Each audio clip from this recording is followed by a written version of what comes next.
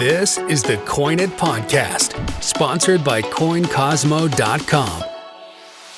So I noticed like modern coins seems to be a big thing online. I know you encounter a lot of modern stuff, and then you have a Reddit too, right? Where you actively look for errors and misprints and stuff in a lot of the modern coins. Yeah. I'm so definitely ignorant to that stuff. But I get calls about it all the time. People want to know if they have something rare or anything like that. Obviously, we get all that, but I know nothing about it. So educate me. What's the cool modern stuff now that everyone's looking for?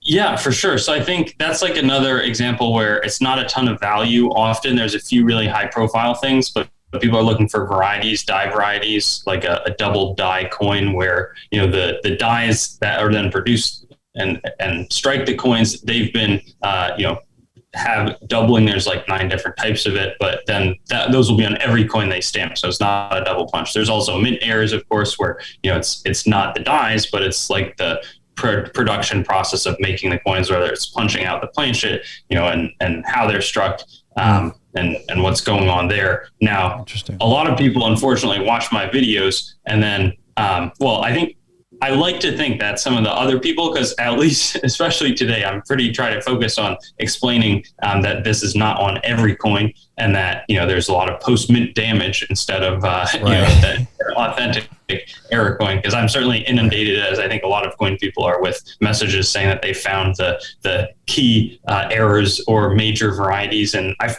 found some cool varieties and found some errors. Never anything above $150 or $200 myself. But these days, I think I don't spend as much time looking through and going for them. But I know some viewers of mine who have found, low $1,000 coins. Never, any of the highlight ones. I think some of the coolest is mules, where it's 2 different dies. Say the well-known one is a quarter obverse die and a Sacagawea reverse die, and struck on Sacagawea planchets.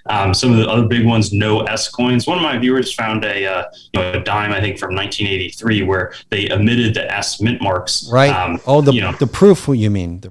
Exactly. Then the problem is a lot of people, even though I clearly say it's a proof, or maybe other people in their videos, then everybody comes up with, 1983. I don't think, I think the dimes have P mint marks at that point.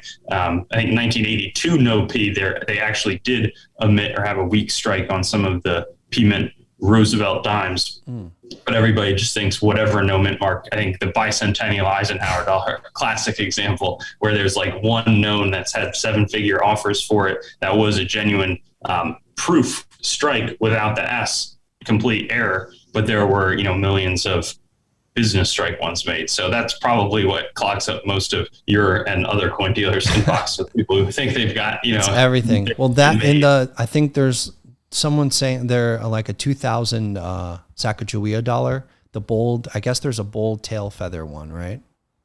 Yeah, I want to say, is that the Cheerios? I purchased one of the Wounded Eagle, where there's in the die there's a little nick, but it looks like maybe a spear or something. There's a speared bison, I know. Oh, really? That's okay.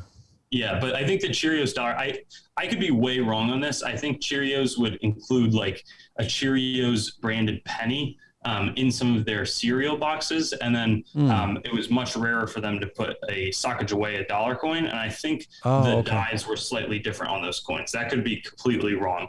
But I think those dollars are then the very rare Cheerios Sacagawea dollars. What are they worth? Are they expensive or?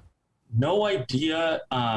That's the sort of thing I forget after I make a video, but I would think maybe $300 or $400. I can check for comps. Yeah, then it can't be that one, because it was one I looked up. It was like a Sacagawea. It was a 2000p, but it had bold tail feathers, and they were saying on the Red Book said it was 3,000 or whatever. Okay, it definitely could be that then. That could reflect my lack of knowledge on the subject.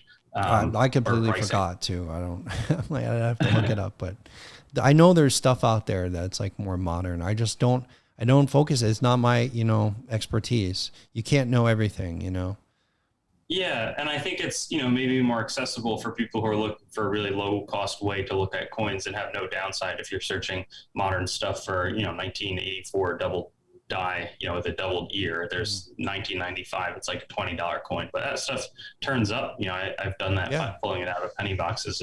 It's it's great. Again, with those niches that you were mentioning before, there's a lot of places to search and have fun with coins. I enjoy collecting like 50-cent world coins that are cool new designs I haven't seen before and have a little bit of history on them. I think it's a mistake to only associate coin collecting with the value aspect too. It's sort of like define what you want to go do and then do it intelligently. So yes, that doesn't. I agree. Definitely.